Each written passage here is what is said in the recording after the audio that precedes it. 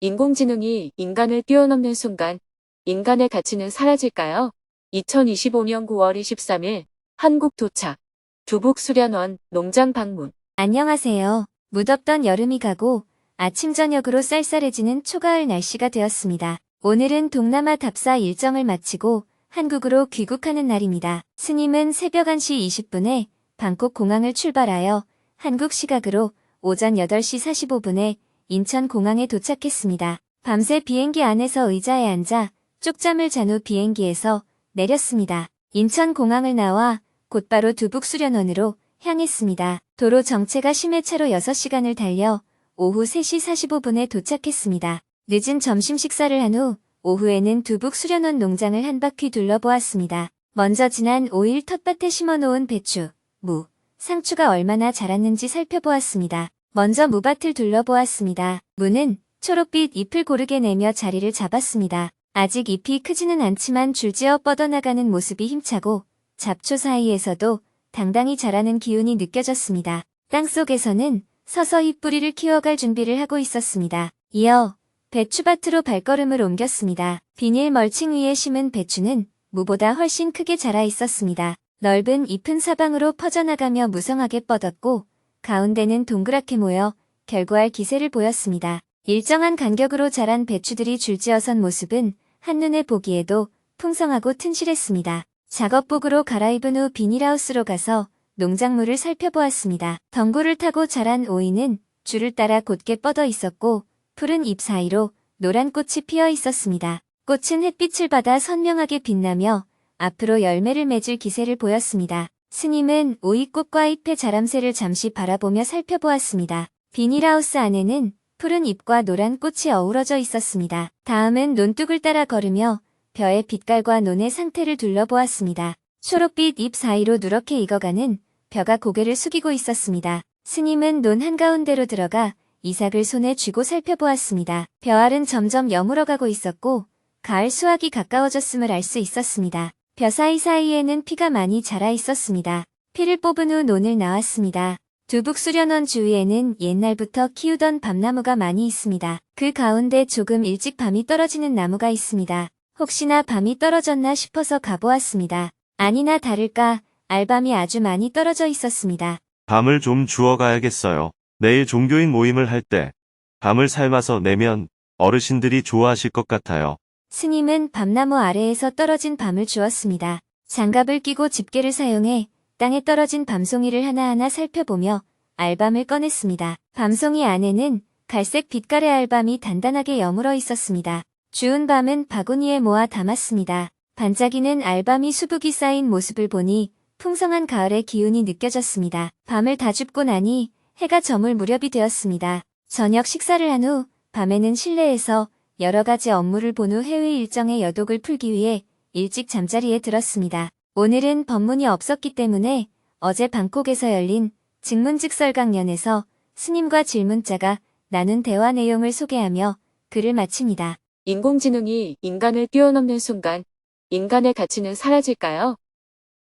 저는 요즘 기술의 발전 속도가 너무 빠르다고 느끼는데요. 인공지능이 등장함으로써 인공지능이 인간의 능력을 뛰어넘을 것이라는 예측도 나오고 있습니다.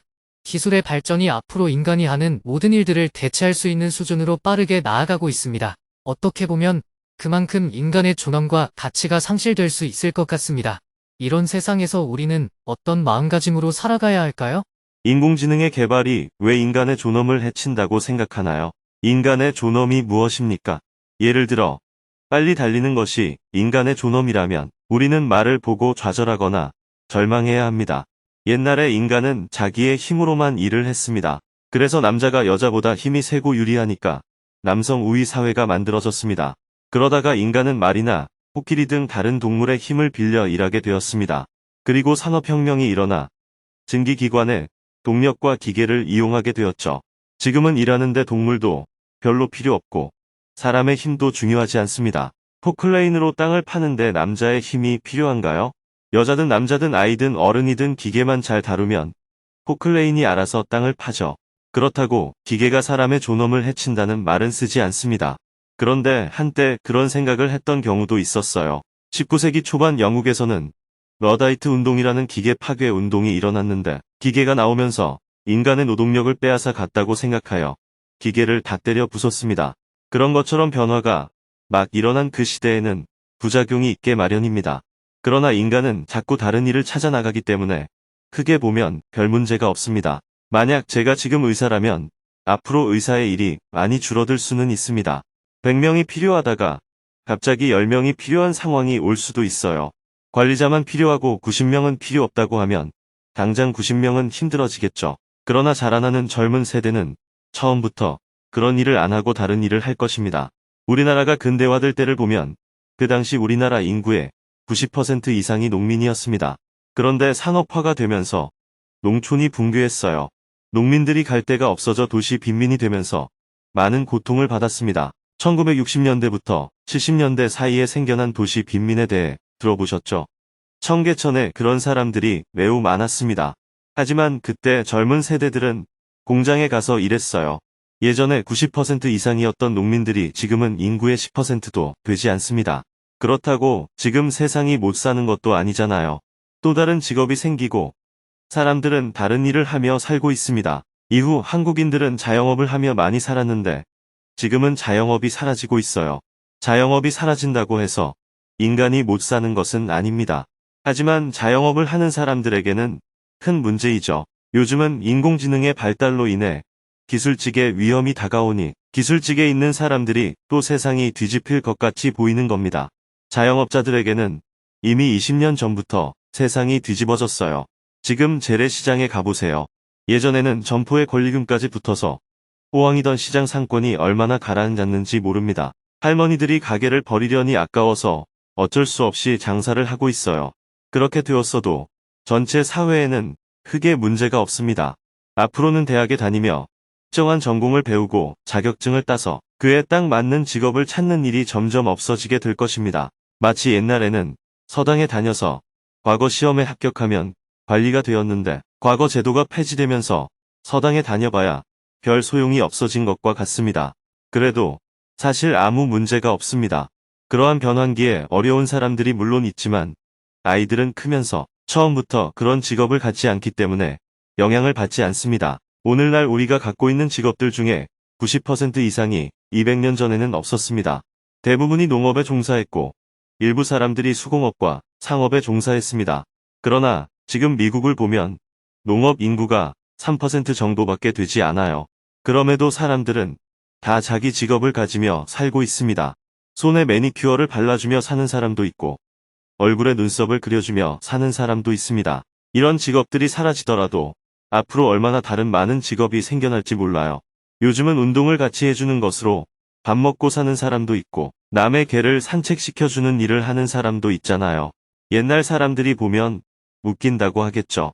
그렇게 지금 우리로서는 생각도 하지 못하는 일들이 일어날 거예요. 그래서 크게 걱정을 안 해도 됩니다. 걱정이 많았는데 좀 해결이 된 것 같습니다. 그러나 지금 유통이 온라인으로 많이 전환되면서 자영업하는 사람들은 타격을 크게 받고 있습니다. 그렇다면 사회 제도적으로는 어떤 것이 필요할까요? 재래시장과 자영업을 다시 살리는 것이 지금 해야 할 일이 아닙니다. 전환기에 타격을 크게 받는 사람들을 위한 사회적 안전망을 구축하는 것이 필요합니다. 예를 들어 직업군이 바뀌는 변화로 인해 몰락하는 사람들을 위해 최저 생계비를 지원하는 방법이 있을 것입니다.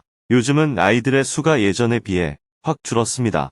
그에 따라 교육대학을 졸업하는 선생님들의 수도 줄어야 하잖아요. 예전에는 한 반에서 60명을 가르치다가 50명, 40명, 30명, 20명까지 학생 수가 줄어들었습니다. 아이들의 수가 줄었으니 선생님들의 수도 줄여야 하는데 선생님들의 수를 줄이면 교육대학의 교수 수도 줄여야 하고 나아가 교육대학교의 수도 줄여야 합니다. 그런데 지금은 교육대학의 수도 줄이지 못하고 있고 선생님들의 수도 줄이지 못하고 있어요. 그래서 선생님 한 명이 담당하는 학생 수를 20명에서 15명, 10명까지 자꾸 줄이는 방향으로 가고 있습니다. 어쨌든 줄이는 쪽으로 가야 하는데 당장은 시스템을 못 바꾸니까 저항이 따르는 것입니다. 이 상황에서는 어떻게 사회적 안전망을 만들어 갈 것인가 하는 것이 과제입니다. 교육대학과 선생님들의 수를 지금처럼 계속 유지하는 것은 불가능한 일이니까요. 예전에는 의과대학을 나오면 의사가 되는 것이 완전히 따놓은 당상이었는데 앞으로는 그렇지 못하게 될 거예요. 또한 교육대학을 나와서 선생님이 되는 것이 괜찮은 직업이라고 생각했는데 지금 선생님들의 말을 들어보면 3D 업종으로 전략해 가고 있다고 해요. 그런 것처럼 사회 변화에 따라 선호하는 직업군도 바뀌어 갑니다. 문제는 부모들이 어리석게도 자기가 젊을 때 좋은 직업이 무엇이었는지를 고집해서 앞으로 20년 후를 살아갈 아이들에게 그 직업을 강요한다는 것입니다. 물론 부모들 생각대로 흘러가면 좋겠지만 20년 뒤에 세상이 예상한 것과 전혀 다르게 바뀌어 버리면 문제가 되는 겁니다. 산업사회에 필요한 일꾼을 만들 때는 학교에서 지식과 기술을 많이 배우고 익혀두어야 직업을 효율적으로 가질 수 있었어요. 그러나 지금은 지식을 바깥 서버에 저장해서 찾아서 쓰면 되는 사회로 바뀌었습니다. 그런데도 학교 시스템은 아직도 기억력을 가지고 시험을 치고 있습니다. 이렇게 공부한 것은 앞으로 쓸모가 없어지게 됩니다. 농사 기술에 대한 노하우를 엄청나게 쌓은 50대 남성이 사회가 바뀌어서 조선소에 가서 땜질을 해야 되는 상황이 되면 20년간 배운 기술이 전혀 필요가 없어지잖아요. 그러니 20대 청년들이 50대보다 더 일을 잘하게 되는 것입니다. 질문자가 말한 대로 기술 발달로 인해 기존 직업군의 사람들이 몰락하는 것은 사실입니다. 하지만 그렇다고 해서 세상이 망하거나 인간의 존엄성이 훼손되는 것은 아니라고 생각해요. 물론 과거 산업화 과정에서 도시 빈민들의 존엄성이 크게 손상된 사례가 있었습니다. 시골에서 농사를 지으며 살 때는 가난하더라도 그 존엄성을 지킬 수 있었지만 도시 빈민이 되면서 그 존엄성을 잃게 되었죠. 앞으로도 그런 변화가 생기겠죠. 미래에 무슨 직업이 새로 생겨날지에 대해서는 아무도 예측하지 못합니다. 질문자가 급변한다고 했듯이 빠른 속도로 변화하기 때문이에요. 이런 시대에 제일 좋은 교육은 뭐든지 할 수 있는 사람이 되도록 교육하는 것입니다. 아이들에게 이것은 옳고 저것은 그르다 하고 가르치는 것은 모방 교육입니다. 창조 교육에는 옳고 그름이 없어요. 이럴 수도 있고 저럴 수도 있는 거예요.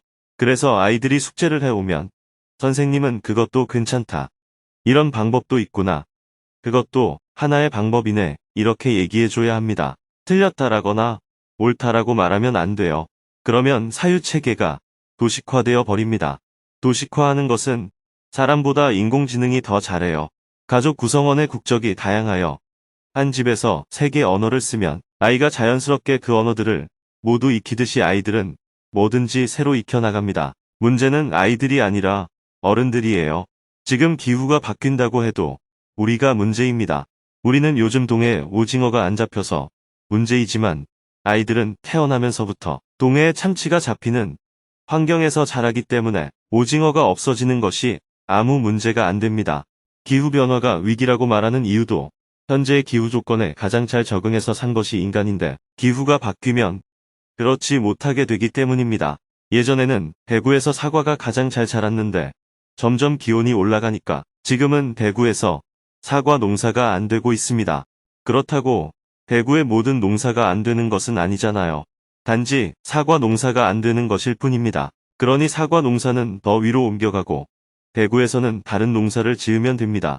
동해의 모든 물고기가 못 사는 것이 아니라 오징어와 명태는 북쪽으로 올라가고 남해에 살던 참치와 멸치가 동해로 올라오는 것입니다.